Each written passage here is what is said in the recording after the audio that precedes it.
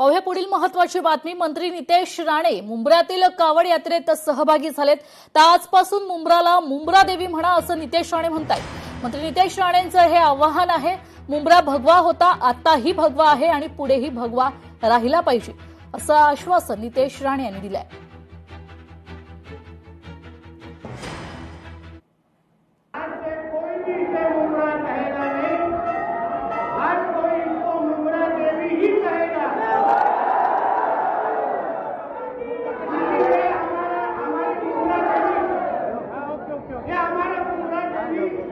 ये हमारे हिंदू राष्ट्र में है, ये देश एक हिंदू राष्ट्र में है, ये कोई किसी के अब्बा का पाकिस्तान नहीं है। हमारे हिंदू राष्ट्र में अगर हमारे यहाँ सभी हिंदुओं को हम मिलना चाहते हैं, उनको ताकत देना चाहते हैं, तो किसी को भी ऐतराज नहीं होना चाहिए। या राज्यातील विकासाच्या प्रश्नाला बगल देण्यासाठी काल आता माहिती घेतली, जवळपास 90,000 कोटी रुपये विविध विभागाच्या ठेकेदाराचे द्यायचे आहेत। त्याच्यावर चिंता व्हायला पाहिजे, त्यावर मार्ग काढायला पाहिजे। मुंब्र्याचा मुंबई करा, याचा हे करा, त्याचा ते करा। आता त्या तिकडे काऊन नाही केलं आहे? यूपी बिहार आपल्या याच्यामध्ये गुजरातमध्ये अहमदाबाद आहे ना, तिथे अजूनही अहमदाबाद बदलला काय? तिथे नाही बोलायला जा ना, जरा तिकडे आंदोलन करा म्हणा जरा जाऊन, की आम्हाला अहमदाबादचं काहीतरी करा। पाहूया पुढील महत्त्वाची बातमी। सिडको बसस्थानकाची परिवहन मंत्र्यांकडून अचानक पाहणी करण्यात आलेली आहे। अस्वच्छतेवर अधिकाऱ्यांची कान उघडणी देखील करण्यात आली आहे। नियमित आणि योग्य पद्धतीने स्वच्छता ठेवा, स्वच्छता राखण्यात हयगय करू नका, नाहीतर थेट कारवाई होईल असा इशारा प्रताप सरनाईक यांनी दिला आहे।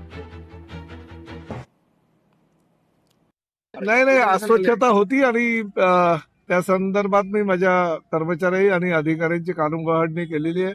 परत जर अशा पद्धतीची चुकी त्यांच्याकडनं झाली तर माझी त्यांच्यावर कठोर कारवाई करावी लागेल। परंतु आमच्या अधिकाऱ्यांना आणि कर्मचाऱ्यांना फक्त जो ठेकेदार नियुक्त केले त्या ठेकेदाराकडून स्वच्छतागृहाची तपासणी करून योग्य ते स्वच्छता ठेवण्याच्या सूचना केलेल्या असताना जर त्याबद्दल ते दिरंगाई करत असतील किंवा हेगाई करत असतील तर त्यांच्यावर निश्चितपणे कारवाई मला करावी लागेल। पाहूया पुढील महत्त्वाची बातमी। मुंबईकरांवर लवकरच करांचा भार पडण्याची शक्यता आहे। महसूल वाढवण्याचे आयुक्तांचे निर्देश आहेत। महापालिकेची आर्थिक स्थिती सुधारण्यासाठी निर्देश देण्यात आलेत। मुंबईत सद्यस्थितीत जवळपास 2 लाख कोटींची कामं सुरू आहेत। महसूल वाढीसाठी प्रशासनाकडून सध्या प्रयत्न सुरू आहेत। जल अभियंता, पाणीपुरवठा विभाग, घनकचरा व्यवस्थापन विभाग, कर निर्धारण व संकलन विभाग, विकास नियोजन, इमारत प्रस्ताव विभागासह काही विभागांना आयुक्तांकडून पत्र पाठवण्यात आलंय।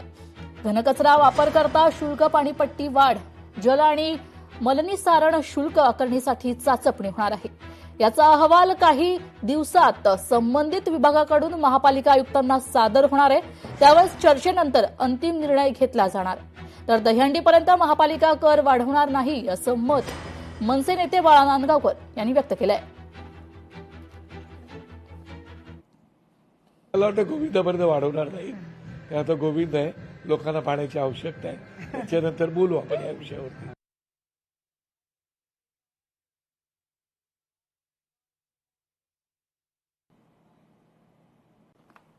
विलासकुले हत्या प्रकरण तर राजकीय हस्तक्षेपामुळेच मुलाचे जबाबात नाव आहे। आणखी 1 महिना मी काही बोलणार नाही, खासदार बजरंग सोनवणेंचं हे वक्तव्य आहे। आता लय पुढचं तुम्ही समजून घ्या, पण मला निवडणूक लढवायचीच होती आणि मला निवडून यायचं होतं, आलो। तसं आता सुद्धा काही होईल, पण मी कुठं मागे हटणार नाही, कुणाच्या आरी जाणार नाही आणि तुमच्यावर जे काय काय आरोप आहेत ते सिद्ध करून दाखविणार, हे मी सर्वांना सांगतो। कारण त्यांनी लई काळजी करायची गरज नाही, त्यांच्या स्वतःच्या बुडाखाली आणणार आहेत 100।